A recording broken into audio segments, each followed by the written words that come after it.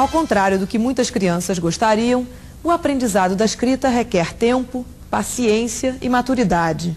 Horas e horas sentada numa cadeira, muitas vezes as tarefas escolares não fazem sentido para a criança e algumas obrigações nem sempre são compreendidas. Por que todos devem escrever da mesma forma, isto é, com a mesma ortografia? Por que é preciso caprichar na letra? Por que a língua escrita tem regras de acentuação e pontuação?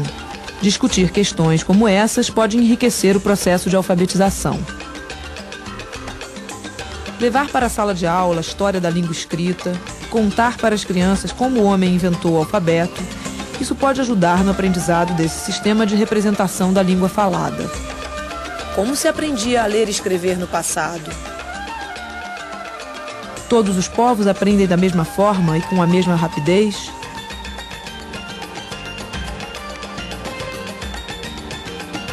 Saber um pouco da história das línguas escritas, do papiro à tela dos computadores, conhecer a história da aprendizagem da leitura e da escrita através dos tempos, ajuda a refletir sobre o processo de desenvolvimento das relações dos alunos com os textos escritos.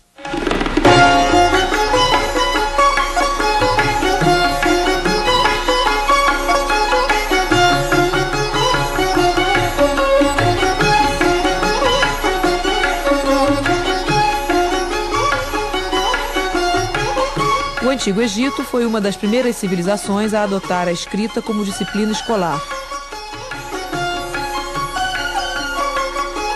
Tote, o deus da sabedoria na mitologia egípcia, havia criado o sistema da língua escrita e deu esse sistema de presente aos homens. Para os egípcios, aprender a ler e escrever equivalia a descobrir uma arte impregnada de magia e encantamento, que atribuía poderes supremos ao seu aprendiz. Os escribas eram os detentores desse conhecimento e os responsáveis por ensiná-lo aos jovens. Dominando a escrita, eles se tornaram poderosos dentro da sociedade egípcia. Graças aos escribas, os antigos egípcios puderam registrar sua história, sua medicina, sua gastronomia, astronomia, mitologia e literatura. Os caracteres de sua escrita são chamados hieróglifos, que significa grafia sagrada. Os hieróglifos combinam signos diferentes como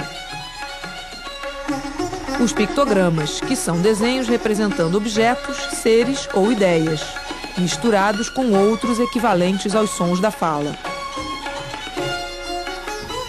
Encontrada nos sistemas mais primitivos de comunicação, a pictografia combina desenhos não para expressar diretamente os sons, mas para lhes dar um sentido narrativo. Assim, a figuração, mesmo esquemática, de um monte, 5 homens, e acima do monte 3 luas, é o meio de relatar que 5 homens passaram 3 noites na montanha.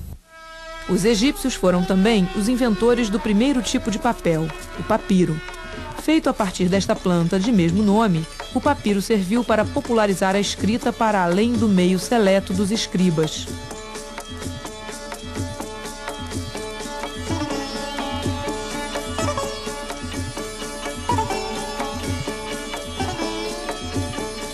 Para uma criança egípcia, o caminho da alfabetização era rigoroso. Um pequeno sinal de distração durante uma aula podia ser punido com uma surra de varas nas costas. O método dos mestres egípcios consistia em exercícios de memorização, leitura, cópias e ditados.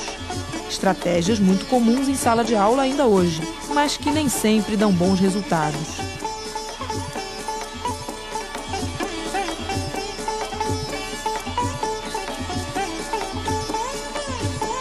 A história da escrita é uma história de família. A escrita árabe, como a escrita hebraica, nascem do alfabeto fenício. O alfabeto fenício não tinha letra para representar as vogais. Apenas as consoantes eram escritas e as vogais eram deduzidas do sentido das frases. Por volta do século VIII a.C., na Grécia, se falava uma língua muito diferente, com sons abertos, cheios de vogais. Os gregos tiveram uma ideia simples e genial. Passaram a representar vogais com estes signos: alfa, épsilon, ômicron e y. No século V a.C., o alfabeto grego já existia, contendo 24 letras, 17 consoantes e 7 vogais. Esse alfabeto podia ser escrito em letras maiúsculas ou minúsculas. As maiúsculas serviam para gravar em pedras e as minúsculas para escrever sobre o papiro. Os gregos inventaram também as ardósias, tabuletas cobertas de cera, onde os alunos escreviam com estilete e que depois podiam apagar. Ao contrário dos egípcios, que puniam o erro dos seus alunos com castigos, os estudantes gregos podiam errar e refazer seus escritos. Com a invenção do alfabeto grego, surge uma das mais ricas literaturas de todos os tempos, representada por todos os gêneros: poesia, teatro, filosofia e história. É do alfabeto grego que nasce o nosso alfabeto latino. Na antiga escrita cuneiforme, nos hieróglifos dos egípcios, assim como nos caracteres chineses, cada signo equivale a uma sílaba ou a uma palavra. Para saber ler e escrever nesses sistemas, as pessoas tinham que conhecer e memorizar um grande número de signos. Na Mesopotâmia, era preciso aprender 600 caracteres para dominar a escrita cuneiforme.